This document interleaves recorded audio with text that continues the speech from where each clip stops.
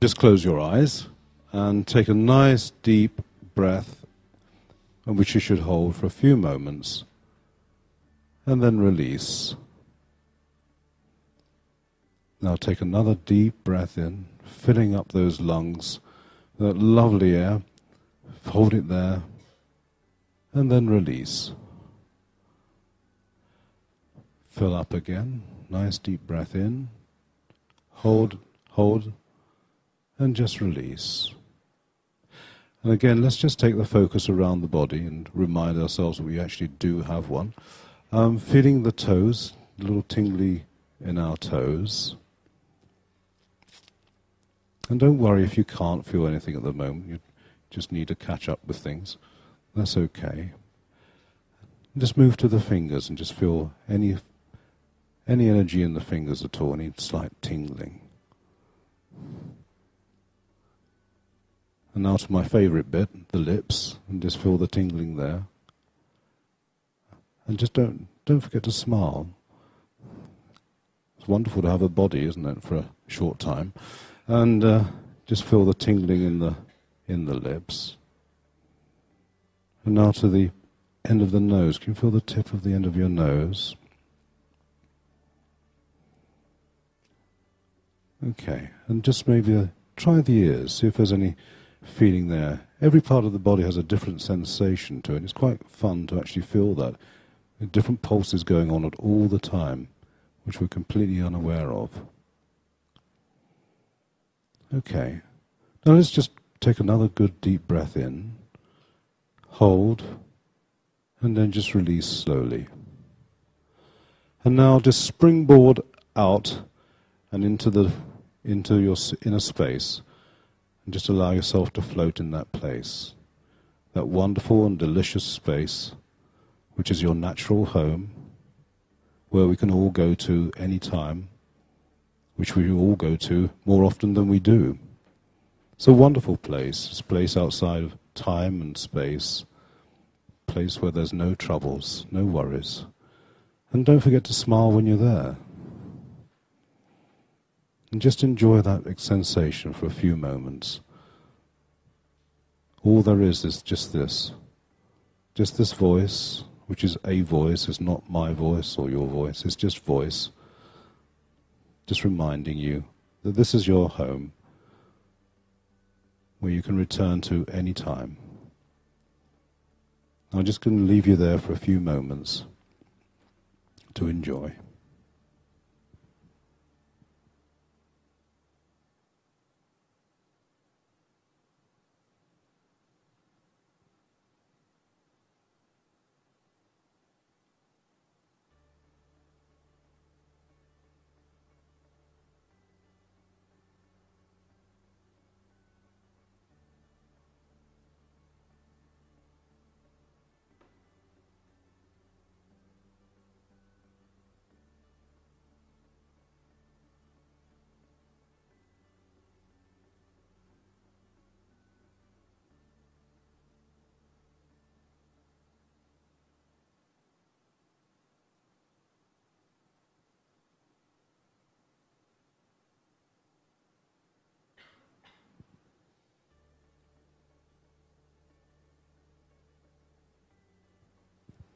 Okay, now if you just take another deep breath in, hold and release slowly.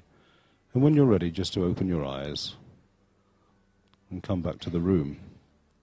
I'm sorry it was rather short this morning, but and if that didn't work, coffee is still being served upstairs.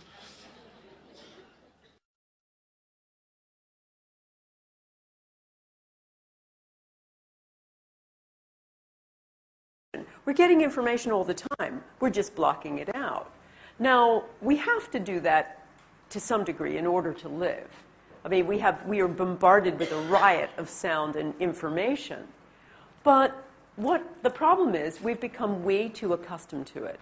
And that becomes a big problem when we're trying to receive information, including intention. So one of the things we're going to do today is brain training. I'm going to talk to you a little bit and leave you with a number of exercises to take home to work out how to train yourself to see, how to train yourself to receive more, how to become a bigger antenna, how to raise your own antenna. And this does require a new way of seeing in your everyday life. And we can learn from many, many different kinds of places. And in order to do this, I have looked at a number of places. That requires a new mind state. And actually beyond the conceptual, because that's where you're receiving this material. It's not in your frontal lobes. You're receiving it much quicker in another part of your brain. Your brain is receiving information all the time. That's why I asked you when we were doing the little water experiment to write down the first thing that comes to you. As I said yesterday, Ingo Swann talks about this with remote viewing. When people are doing remote viewing, they receive an initial whoosh of something. And he tells them, write it down or draw it or sculpt it. And then begin to fill in the details. Because we receive this information very, very quickly. Now we know, as I mentioned yesterday, that just thinking certain thoughts and thinking certain ways changes the antenna, changes the way our brain picks up information. And this can happen very, very quickly with a focused mind state. So that's one thing that I wanted you to work on and want you to take away is working on the whole idea of mindfulness. Now, mindfulness can work in a number of ways. And we're going to go through a number of them today. As I mentioned yesterday, when you're sending and receiving, you go into a kind of entrainment. And entrainment is a nice word for it. Entrainment is when two waves begin to peak and trough at the same time. You know, if you had a pendulum, two pendulums, and you let them both go in opposite directions, initially they would go like this. But eventually, they would become entrained, and they would be going like this. And that's exactly what happens to two people or a group with a person when they're sending intention. You're actually beginning to get on the same wavelength. You know, we use that in our language. I'm on his wavelength. Well, there's a great deal of truth to that. You are literally on their wavelength. There are many, many studies of ESP, many of them, demonstrating that when somebody sends a thought to someone else, their brain waves begin working in synchrony. So that's one thing that we want to work on today is this kind of notion of learning how to open yourself to become more of the other. And also, when you're receiving intention, to feel that, to open yourself up to receiving. Now, we looked at the problem. I like this. I love Dilbert. And I just wanted to show you this little cartoon because this is an example of somebody who has attentional blindness. Excuse me while I take this call. He's obviously in his work, and he's doing it day after day. And the other guy says to him, excuse me while I hate your inconsiderate guts. And the guy says, no, nothing important. And the other guy's saying, excuse me while I imagine crushing your head. And the other guy still isn't noticing it. And I think that's the problem we have, is this attentional blindness. And that comes from habituation. Doing the same thing all the time. Going to work the same way all the time. And not noticing anything about it. Not noticing anything new. And so one of the things that we want to do is looking at your world anew. And one of the simplest ways of doing that is to do so without naming. Now, I'm going to be going into specific things. In order to try to work this out, I had to look at a lot of different disciplines. I've been studying animals and animal neurobiology for a number of years because animals live in the field. Animals, you know, you watch animals and they pick up information far more acutely than we do. Animals are incredibly psychic. My dog, Ollie, our dog, is incredibly psychic. Now, we had one experience. I have to tell this story for anyone who's heard it before because it still blows my mind. Ollie's a little Cavalier King Charles, and he's about to feature big time in this PowerPoint presentation. And we have somebody in our neighborhood. I told you, my neighborhood thinks I'm a bit crazy. And we have somebody there who's a bit of the mayor of the neighborhood, and she runs things really well. And she's always sort of wringing her hands over me because she tells me what schools to send our kids to, and we never listen to her, and we always send her to them to the wrong schools, and we're doing everything wrong in our lives, and we get involved in weird things like marches, and so she just, washes her hands of us. But our dog is quite willful. He's quite dominant, even though he's small. And we live not far from a great big common in Wimbledon, and we take him for walks off the lead. So one time we did when he was small, and he got lost. But being the tough little thing he is, he made his own way home, even across a busy road. So we were quite worried about this, but it all worked out well. So I was walking on the common with him one day, and there was our neighbor, and she was with another friend, and she said, "Oh, here's Lynn and here's Ollie. They spent so much money on training this dog, and this dog is just hopeless. This dog is just untrainable." And so I decided not to pick a fight, and I just smiled through tears, and just said, yeah, nothing much we can do about it. And whereupon Ollie walks up to her and very deliberately cocks his leg and wheezes all over her Wellington boot. And then he turns around, goes to the other side, cocks his leg up again, and wheezes on the other Wellington boot. And my neighbor, for the first time, was speechless. And I was speechless, too, because I kept thinking to myself, what was that? Now, either he totally understood cognitive language, which is amazing, or he read my thoughts. I don't know. He's never done that before since, except to her husband. When her husband came to the door, he lifts up his leg and he wheezes all over her. So I don't know what that's all about. But to me, it demonstrates dogs are psychic. And dogs and other animals, we can learn from them in many ways because they see things very differently, which I'll get into.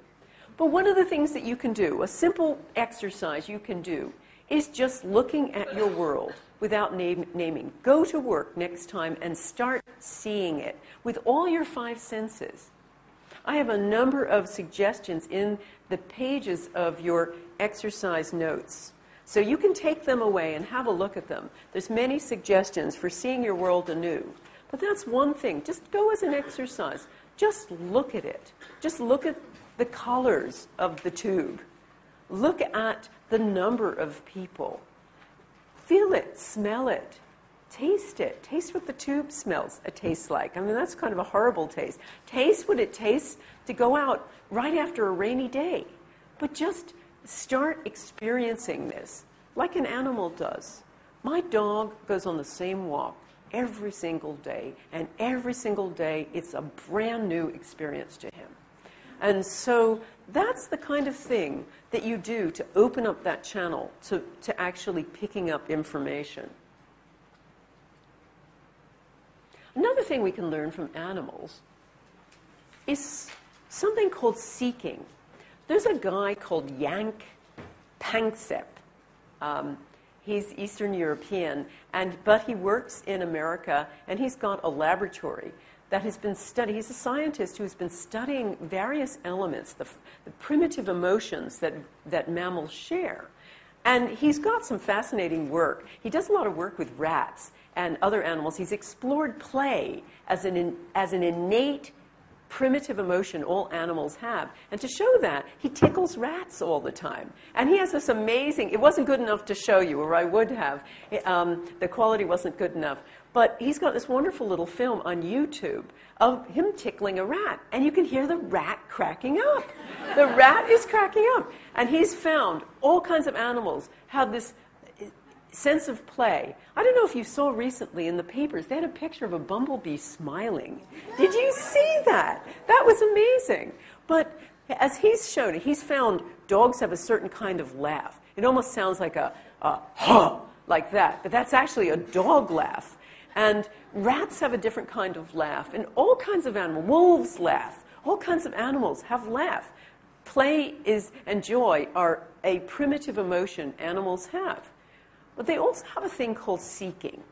And seeking is really interesting to me because it's the hunt, not the catch. And we see this with Ollie. This is Ollie, a fine figure of dog. This is Ollie saying hello to us. Now, you've heard the story of Rupert Sheldrake and all of his work he's done on dogs that know when their owners are coming home. You know, and they're rushing up, and their, you know, tails are wagging, and they're, you know, and they're really excited. We get none of this. We get none of this. This is what we get. This is the way Ollie greets us at the end of a day. We get none of this. We're cheated out of this. This is Ollie. He's, you know, couldn't care less. However, this is Ollie when he's about to go on a walk. He's suddenly, that's Brian, about to take him on a walk, those shoes. And Ollie goes crazy. It's the only time he is animated in the day. And not even for his food. He looks at his food, you know, and even home-cooked organic, I want you to know. But go for a walk, and the dog is crazy. And there, as you can see, suddenly an animated dog. He's on his common. He's doing the same walk every day, but he is excited. And this is what it is. It's called seeking. And it's those moments before. And the really interesting thing about seeking, the really interesting thing is, it activates the feel-good mechanisms in a brain. A dog or a cat, just about the time, just before they're going to get their food, just before they're going to go on their walk, is in a state of nirvana. His brain actually goes into an alpha state. So the dopamine is released, the feel-good hormone, and they've found with cats when just about the time they're going to get their food, that their brains go into a state which would be analogous to light meditation in humans. So this is very interesting to me, I think, because we see, there's Ollie, you know, he's really getting into his walk. This is the best time of his day. And he's having a snoop around. He spends most of his walk just sniffing, just, as I say, seeing that world anew. But he is actually in an incredible meditative state. So, and there he is on the way home, and he fights that one tooth and nail, you know. His tail between legs, he's going home. But you know, it's all about curiosity, and this is another cartoon I love. It's just, you know, they have that line, curiosity killed the cat, and this says, notice all the computations, theoretical scribblings, and lab equipment. Norm, yes, curiosity killed these cats. And I think that that's hilarious because the whole idea of curiosity killing somebody is completely wrong. Curiosity is actually good for you. As I say, it creates a kind of meditative state. It also links, it's kind of a bridge between the mind-body center and the body. It seems to activate the part of the brain that is responsible for the mind-body link, and also, for our purposes, the gut hunches. It's that primitive part of the brain that picks up information before the conscious mind is really aware of it. So when you have those gut hunches, that's where it's happening, and seeking enhances it. So, and it's very interesting, too, about curiosity. Brian talked about isolation as being one of the chief elements of disease, and so is lack of curiosity. We've looked at many studies of longevity, and we've found that one of the other elements, besides community, besides a sense of community and connection, the second most important part is curiosity and maintaining interest about the new. And so there's something so basic about curiosity and finding new that it seems to be a bridge for our intuitive mechanisms. So I have some suggestions. I mean, we all, you know, it won't be as exciting for us to take the same walk as it is for Ollie, but here's a few ideas. Here's what Ollie does, and this is what we can do. Animals don't see in a unity.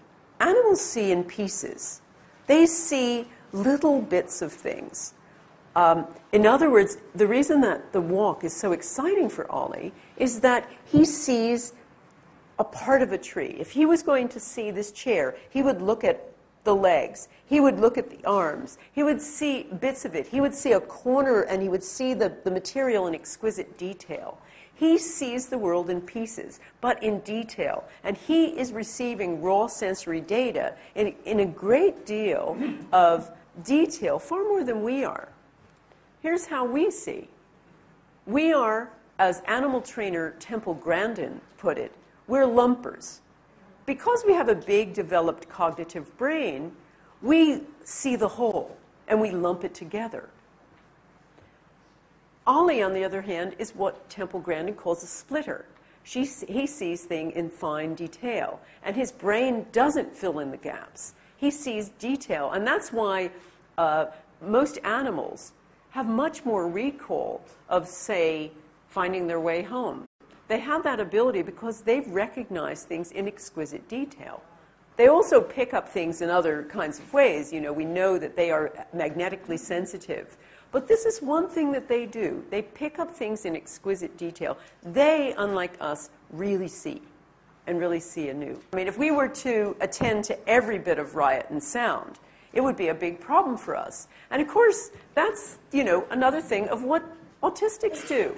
You know, people with autism have a different way of seeing because they also live in a riot of sensation. They have no filter, which is why they have difficulty living in the world. They're seeing and picking up information we don't have, which is why you get the Rain Man phenomenon, which is this ability to see incredible, intricate patterns in things that ordinary people cannot see. They have opened themselves, they've opened the floodgates, in a sense, to all information.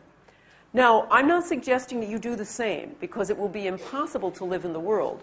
What I'm merely suggesting is that you open your door a bit wider to receive much more information. And you can do that by attempting to stop habituation, attempting to start seeing what's going on, and also attempting to be present. That's the other problem, why we're not seeing, because we're not really present most of the time. We're thinking what happened in the past, or we're thinking about what's about to go on in the future. We don't actually even eat breakfast without thinking about it. How many people just sit down and think about how delicious their breakfast is? You don't. You're thinking about what's going to happen in your day. So you're not focused at all. You're doing it all by rote. You know, you're driving by rote. You're going to work by rote. You're probably doing your job by rote.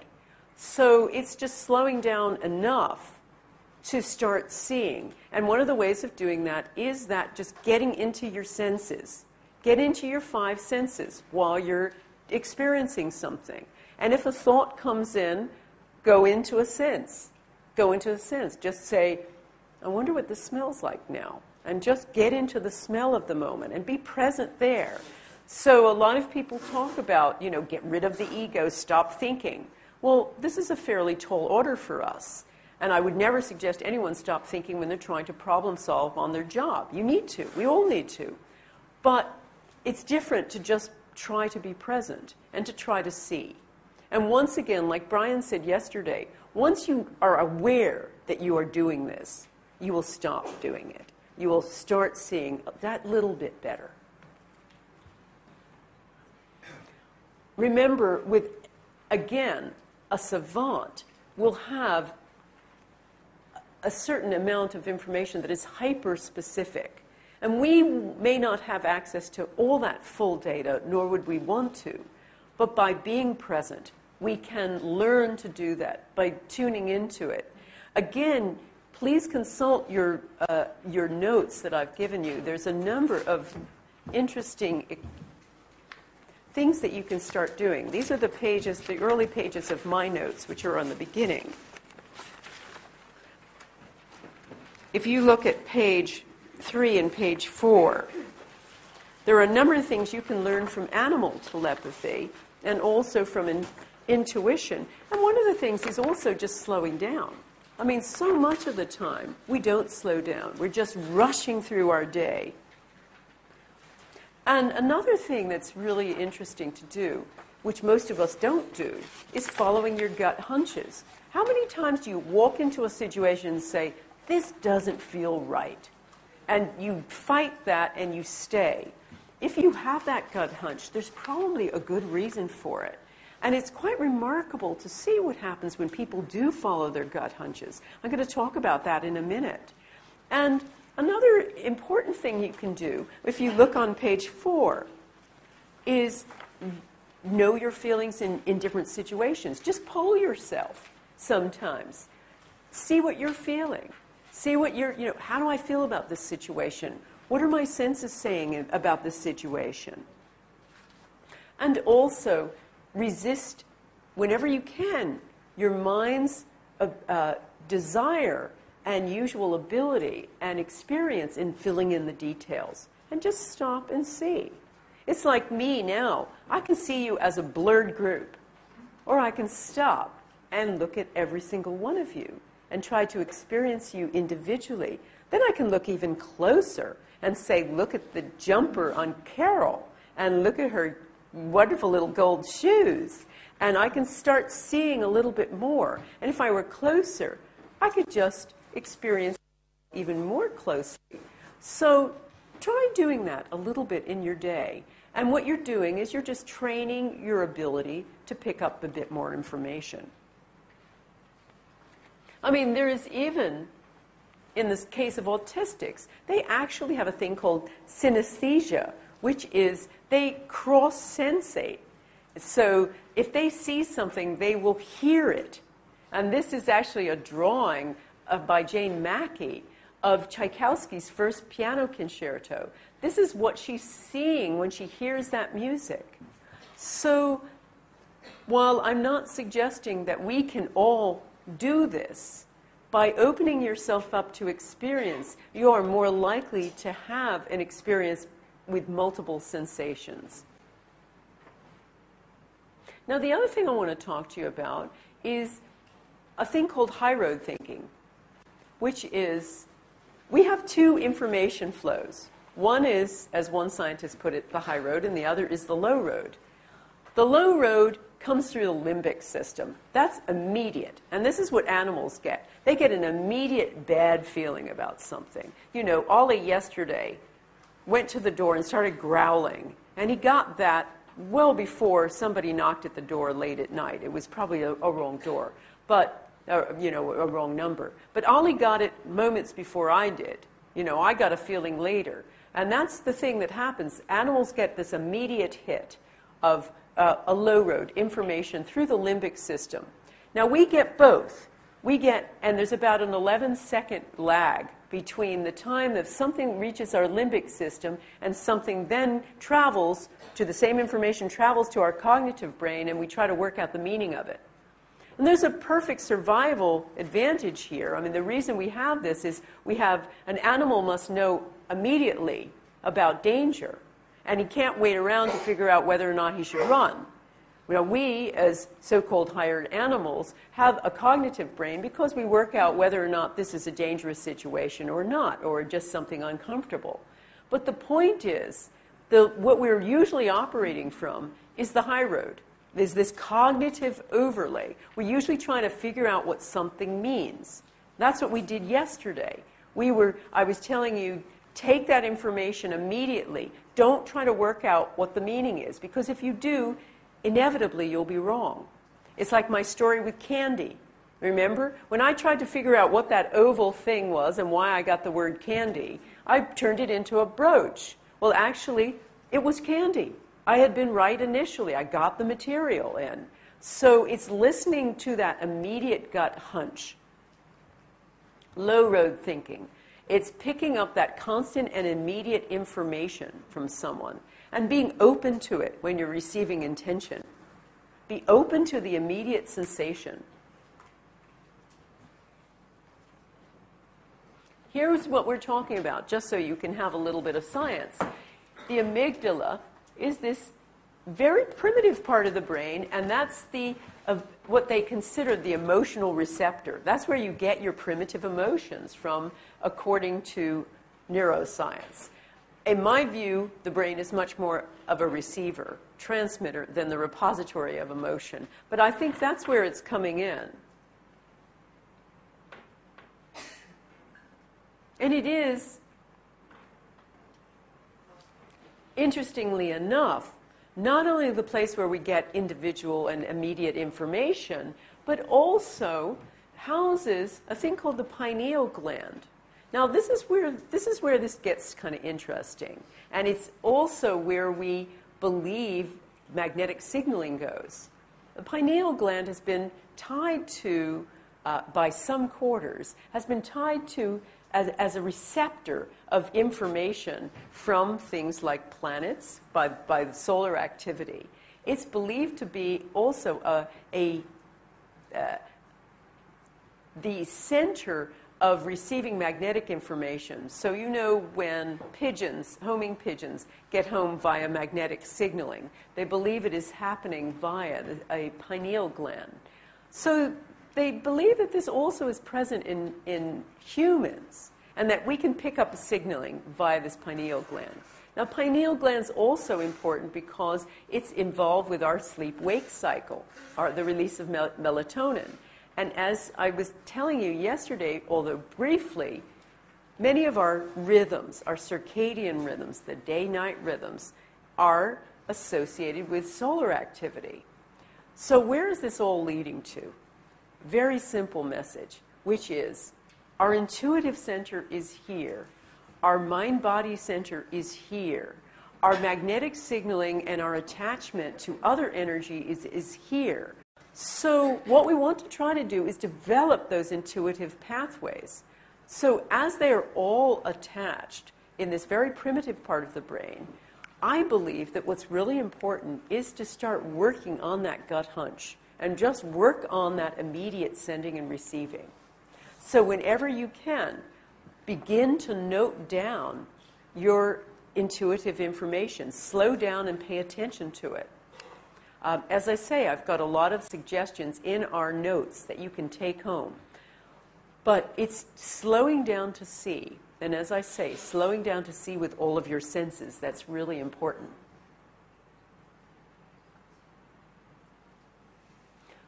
One of the ways that you can turn off the conceptual brain is, and work on developing that, is engaging in frequent seeking.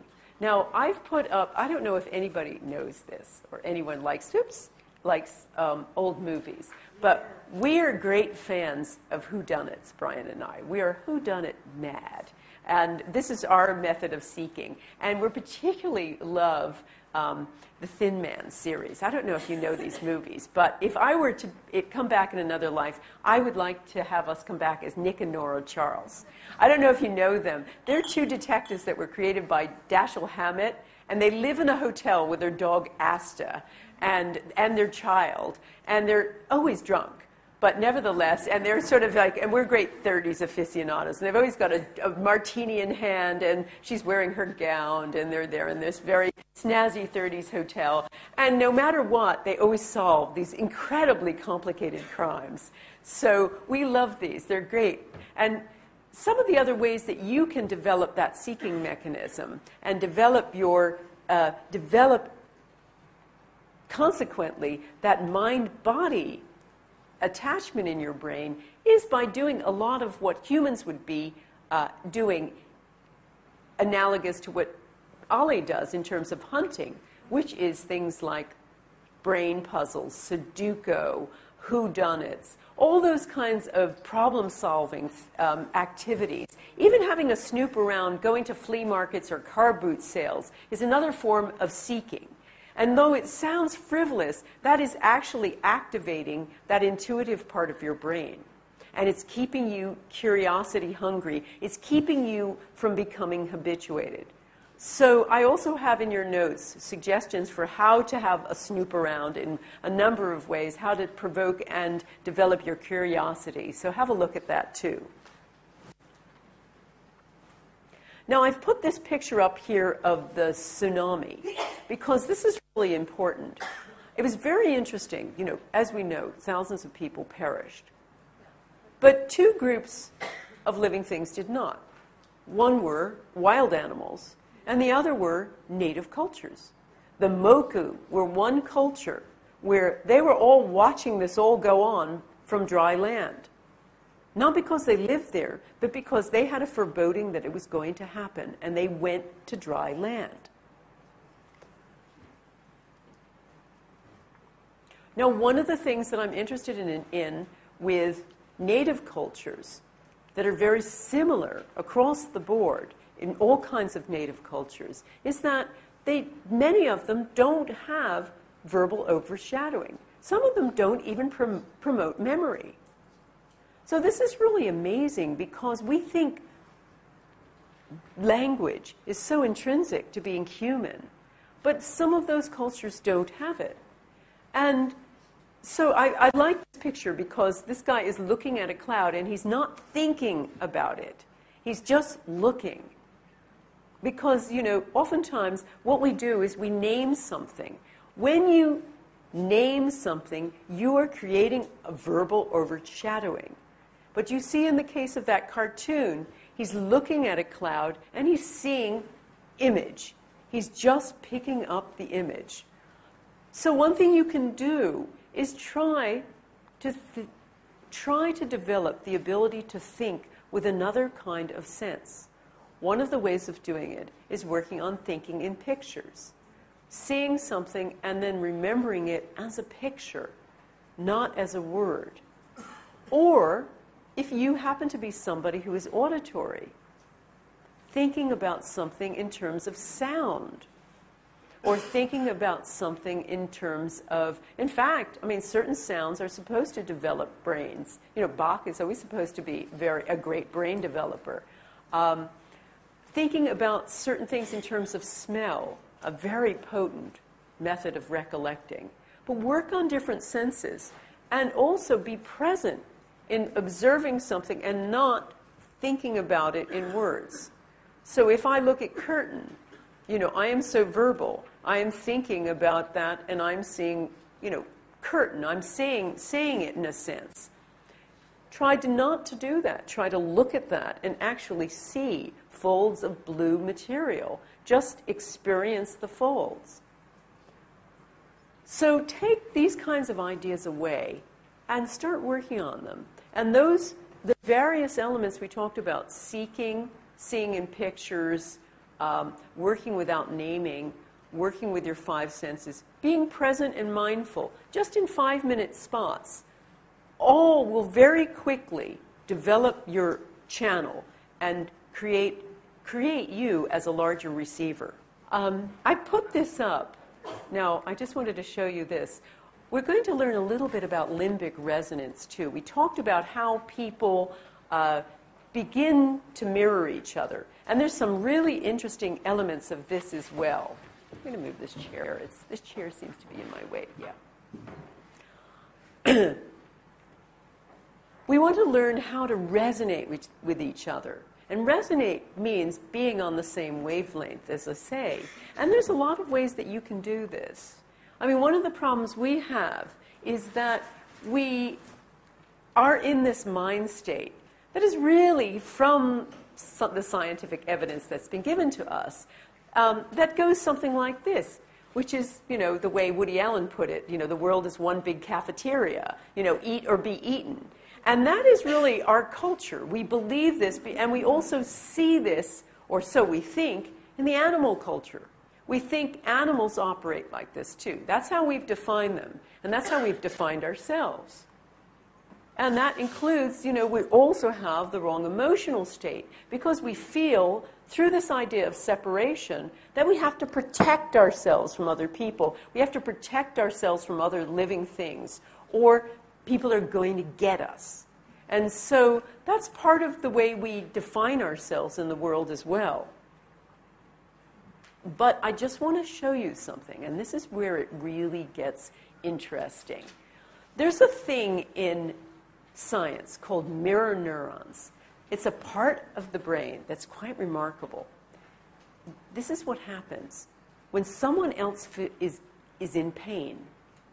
The same part of the brain that lights up with their pain lights up in you when you feel empathy for them. You literally feel their pain. The other thing that I want you to know about is that animals are hardwired for empathy too, and that we are all hardwired for altruism. We believe that that is a human construct, and that we only sort of have compassion because we are, we feel somebody else, we feel for someone else, we feel sorry for them. Actually, we're hardwired to feel compassion. We're hardwired for altruism, and it actually makes us feel good. It activates a lot of elements that make us feel good.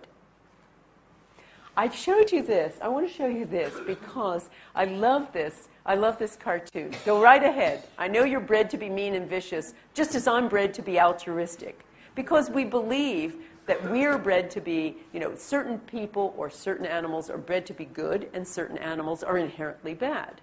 But I want to show you a few slides and talk a bit about animals first, and then get to what happens with us, because it's quite remarkable.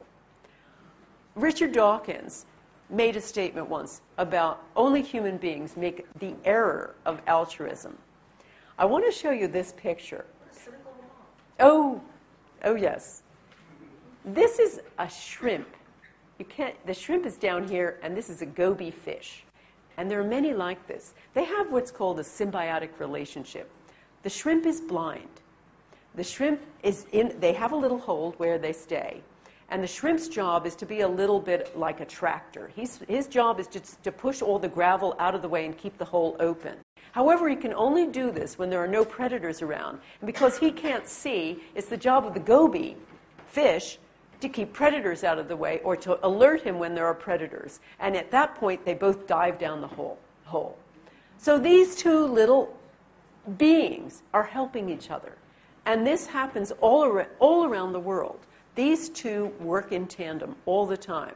They've figured out there's a survival advantage to both of them working together. Now, rats, believe it or not, are programmed. Look, this is a picture of a cat and a rat. And there are many, many images and stories like this in the animal kingdom of animals that have no reason to help each other doing so.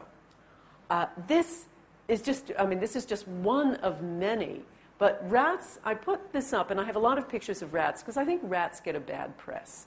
Rats, people consider rats vermin, and they consider rats scavengers and believe that rats are up to no good. But there are many stories like this. There was a wonderful story of a blind sheep and a cow. And the cow was a bit like a dog. He would lead the sheep around on this farm all the time and take him in when he had to come in at the end of a day. And he was just his protector. When the blind sheep died, the cow was so bereft that he died a few months later. Now, there was no survival advantage in this friendship. Just like my dog, Ollie. Ollie has a next-door neighbor, it's a little affenpinscher, a little black affenpinscher called T-Bone as a joke. He's teeny. She's a teeny-weeny little dog. Now, T-Bone is neutered. Ollie is not. Ollie's a very randy dog, I've got to tell you. But T-Bone is his best friend. And when T-Bone comes over, and we have them come over for play dates, Ollie, who's a very dominant little dog, will turn over and let T-Bone win to keep her in the game. And I've also noticed that one time I was in the kitchen, and T-Bone and Ollie were going by. Ollie had raided our garbage pail, pulled out a chicken carcass, and was walking around with it in his mouth and handing it to T-Bone. And he will let T-Bone have his food. He'll let T-Bone have his toys. There's no survival advantage here. There's no mate advantage here. This is just simply his best friend. Now, there are many, many instances of this. As I say, rats get a bad press. But these rats, there was a wonderful story of a rat that adopted 40 other rats, and then went on to adopt a smorgasbord of other animals, other species. He adopted mice, rabbits, chicks, even tried to nurse a chick. And this was a rat that was sort of the Angelina Jolie of animals. This rat had a rainbow of different kinds of animals it had adopted. And this is fascinating to me because there are many, many stories like this of elephants. There was another story of an elephant that saw a baby rhino stuck in the mud and ran round and tried to help the rhino come out of the mud, even when the rhino's mother, who was just upset, didn't know what to do and was attacking the elephant, thinking it was going to harm the rhino, even fought against the mother to get that baby rhino out of the mud. So what am I getting at here? What I'm getting at is we are programmed for empathy. We're programmed for empathy. And we're programmed for empathy even between species. And this has a point in terms of brain training, which I'll explain to you in a minute. I just want to go tell you about this story, too. There's a wonderful story of a gorilla in captivity called Coco, who was taught human sign language. And he was, all kinds of things. And his trainer one day came to him and signed, "I have a sick stomach." And so the Coco signed him back, "Stomach, you orange." And the reason he did that was because when Coco has a bad stomach, he drinks orange juice. And he refused to have his own orange juice until the trainer drank it. And then the next morning he asked, "How was the orange?" And would not have it until the trainer had his orange first. There's so little we know about animals. This is what is really interesting about it. There is an incredible psychic link, as I mentioned yesterday, between child and mother. There are many, many stories about this.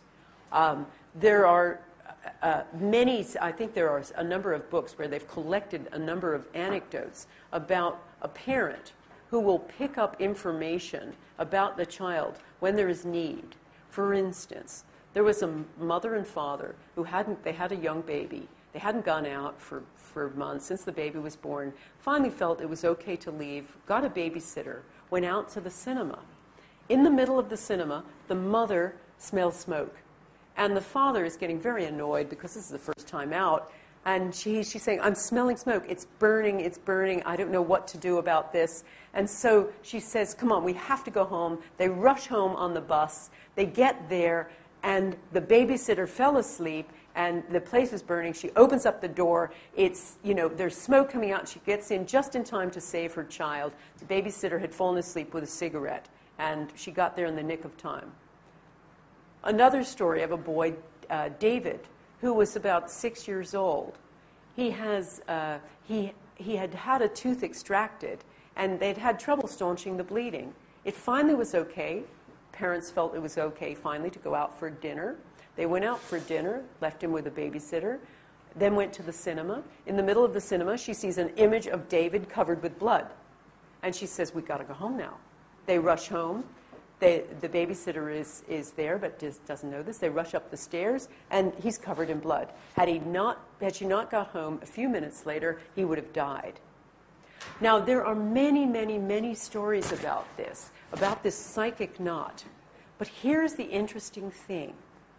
Here's the interesting thing, and this is why I bring up altruism, and this is what it has to do with our community.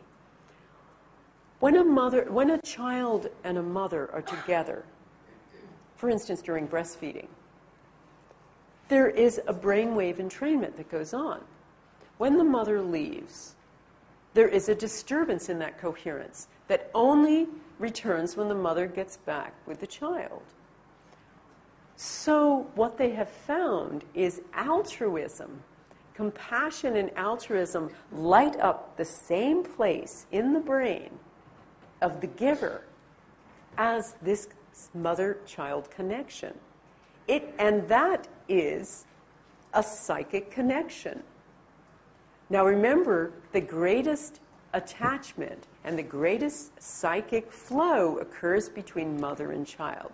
So it is my contention that an enormous psychic flow also happens in connection with altruism, with giving.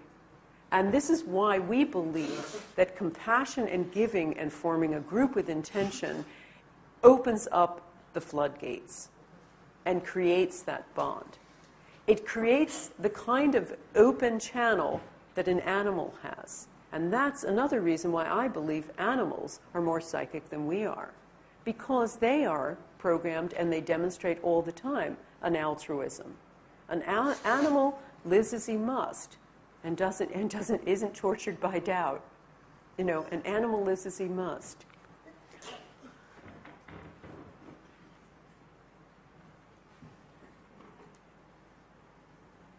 The other thing that's really interesting, too, about animals is that they are most psychic with their closest connection.